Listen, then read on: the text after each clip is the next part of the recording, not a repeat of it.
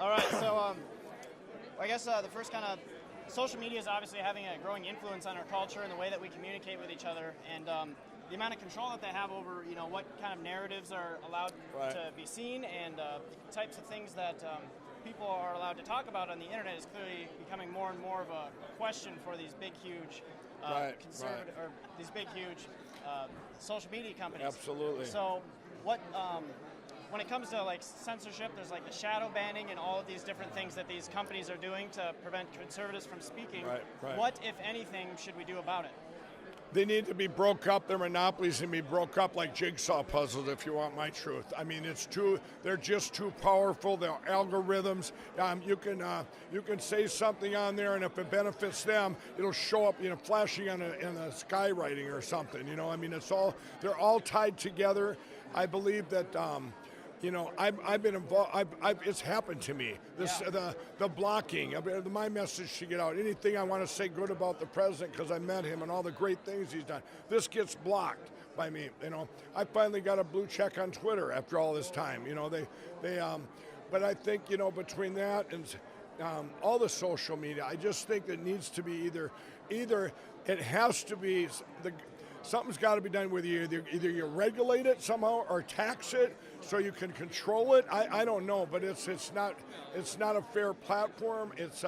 But I think what's coming, I think you're going to have a lot more out there that people are going to trust that are more fair, maybe that are. But I think otherwise you got to break them up, and that includes Google, that includes Amazon, includes all of YouTube, all those Silicon Valley companies that are becoming monopolies in their own right, and it's just wrong. Yeah. So, and then on another note, obviously, the amount of data that they're collecting and how that's putting our privacy in jeopardy. Yeah. What are your thoughts on that, and what should we do about that? Right. Well, what I've said before is every one of them, we could use them for good with their algorithms. If we grab their filter, they have algorithms that can show us where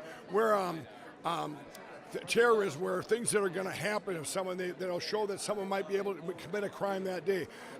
These things should all be overlapped and used for good, and they're not. I mean, they're not these. When I was going to do that, I was going to suggest that to the president, take all these guys in, because they have all our data, right? Yeah. And then you know what the public will say? Well, we don't want anyone to have our data. You've already gave it to about 7 people, everything about you. 7 people control the whole world of all your data. Every time you give a thumbprint or eye recognition, you talk about in the Bible, mark of the beast. I mean, it's here. It's here. You just don't have the chip in your arm yet. They track us. They see us. You do everything you do.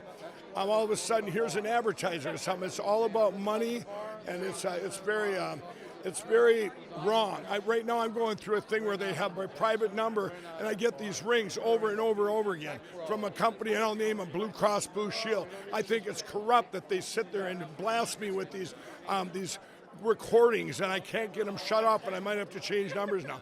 I mean, this is terrible. These telemarketing, all of Silicon Valley doing all these things for their own dollar, and they're all tied in together, and you got 7 people who are going to have all the world's money, and they're shipping it out of our country. I could go on and on about Silicon Valley. And so just kind of something that's kind of connected to what could potentially happen to America as a result of allowing this to continue is now China's implemented this new Chinese social credit score, using all of this data collection software to prevent people from using things like public transit if they go against the social order. Right. Well, you know what? Our president, we're fortunate and blessed to have the greatest president in history, and he knows that this stuff's going on. He's gonna fight for us, because you know what?